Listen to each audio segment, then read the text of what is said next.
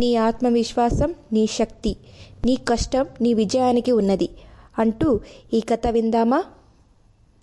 ఒకరోజు ఒక ఏనుగు నదిలో హాయిగా స్నానం చేసి అలా నడుచుకుంటూ వెళ్తూ ఉంటుంది.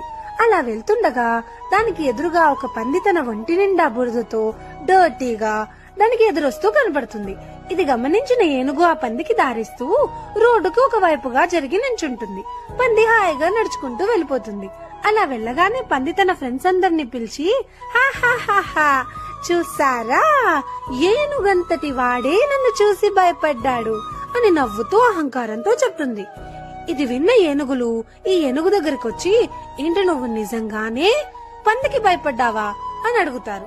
అప్పుడు ఏనుగు ఒక చిన్న చిరునవ్వుతో, నేను పందికి భయపడతానా? నేననుకుంటే పందిని నా కాలు కింద నలిపేయచ్చు, కానీ అలా నలపడం కూడా నాకు ఇష్టం లేదు. ఎందుకంటే ఆ పందికున్న బురద నా కాలు కంటుకుంటుందని. అందుకే నేను పక్కకు జరిగి దానికి దారిచ్చాను అని చెప్తాడు. లైఫ్ లో కూడా అంతే. ఒక్కొక్కసారి నెగటివిటీ మనల్ని వెతుక్కుంటూ మన వైపుగా వస్తుంది.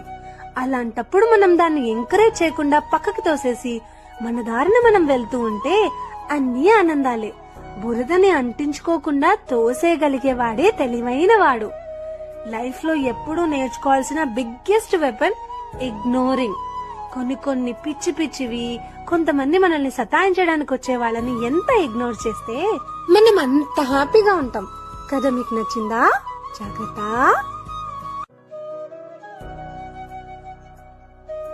ఒకరోజు ఒక ఏనుగు నదిలో హాయిగా స్నానం చేసి అలా నడుచుకుంటూ వెళ్తూ ఉంటుంది. అలా వెళ్తుండగా దానికి ఎదురుగా ఒక పంది తన ఒంటి నిండా బురదతో డర్టీగా దానికి ఎదురొస్తూ కనబడుతుంది.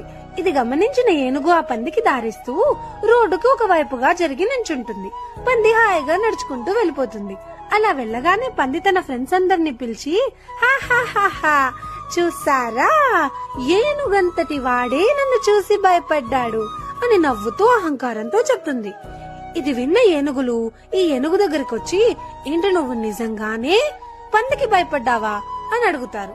అప్పుడు ఏనుగు ఒక చిన్న చిరునవ్వుతో, నేను పందికి భయపడతానా? నేననుకుంటే పందిని నా కాలు కింద నలిపేయచ్చు, కానీ అలా నలపడం కూడా నాకు ఇష్టం లేదు. ఎందుకంటే ఆ పందికున్న బురద నా కాలు కంటుకుంటుందని. అందుకే నేను పక్కకు జరిగి దానికి దారిచ్చాను అని చెప్తాడు. లైఫ్ లో కూడా అంతే. ఒక్కొక్కసారి నెగటివిటీ మనల్ని వెతుక్కుంటూ మన వైపుగా వస్తుంది. అలాంటప్పుడు మనం దాన్ని ఎంకరేజ్ చేయకుండా పక్కకు తోసేసి మన దారిన మనం వెళ్తూ ఉంటే అన్నీ ఆనందాలే. బురదని అంటించుకోకుండా తోసేయగలిగేవాడే తెలివైన వాడు. లైఫ్ లో ఎప్పుడూ నేర్చుకోవాల్సిన బిగ్గెస్ట్ వెపన్ ఇగ్నోరింగ్. కొన్ని పిచ్చివి కొంతమంది మనల్ని సతాయించడానికి వచ్చే వాళ్ళని ఎంత ఇగ్నోర్ చేస్తే మనం అంత హ్యాపీగా ఉంటాం కదా. మీకు నచ్చిందా? జాగ్రత్త.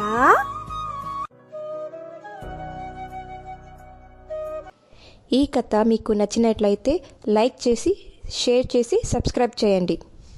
Thank you for watching.